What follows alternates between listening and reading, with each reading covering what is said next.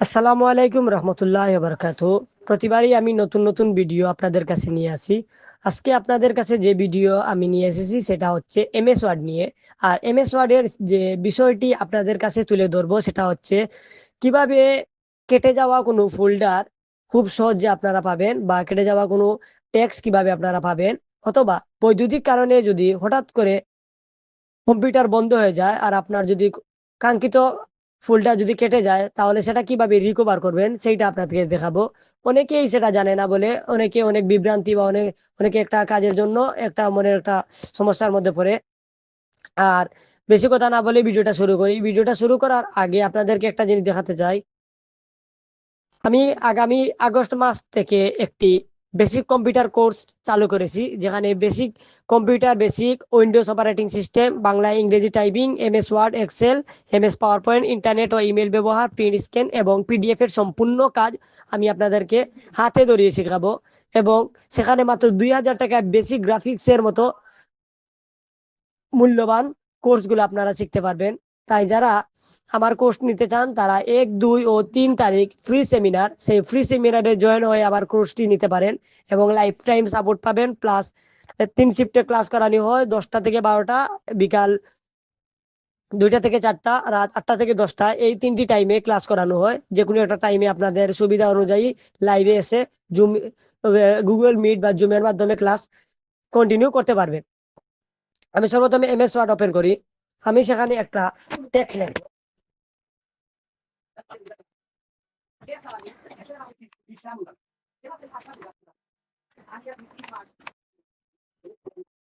দেখেন আমি একটা টেক্সট এখানে লিখেছি। ধরেন এটা আমার ফাইল। এখন হুট করে আমি ওইখানে ডোন্ট সেভে ক্লিক করার কারণে আমার এটা কেটে গেছে। আমি কিন্তু এই এই ফাইলটার মধ্যে আমার নামটাও দেই নাই, কোন ফোল্ডারে রেখেছি সেটাও কিন্তু আমি সিলেক্ট করি নাই। এখন আমি এই ফাইলটা কিভাবে আনবো বা সেই ফাইলটা আমি কিভাবে পাবো? তখন সেই ফাইলটা পেতে হলে আপনাকে সর্বপ্রথমে চলে যেতে হবে ওয়ার্ড ফাইলে। ওয়ার্ড ফাইলে যাওয়ার পর এখানে ব্ল্যাঙ্ক ডকুমেন্ট আছে, ব্ল্যাঙ্ক ডকুমেন্ট সিলেক্ট করবেন। ব্ল্যাঙ্ক ডকুমেন্ট যখন সিলেক্ট করবেন তখন উপরে দেখবেন ফাইল অপশন।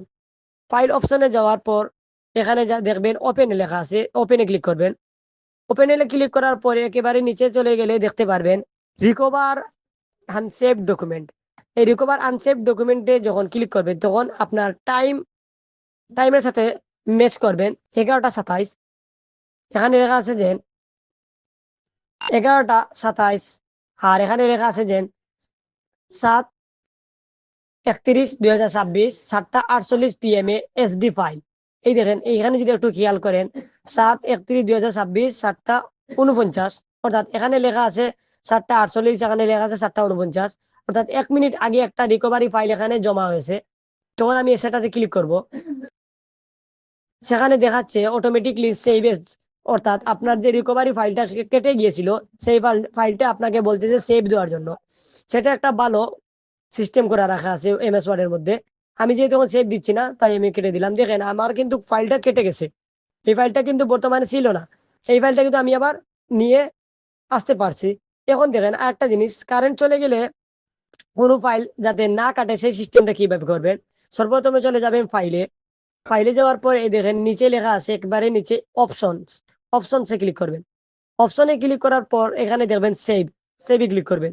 সেভে ক্লিক করার পর একটু খেয়াল করলে দেখতে পারবেন যে save auto recover, information every. এখানে সবার কম্পিউটারে 10 সেকেন্ড লেখা থাকে। আপনারা এখানে কি করবেন, 1 সেকেন্ড, 1 মিনিট দিয়ে দিবেন, সরি 1 মিনিট।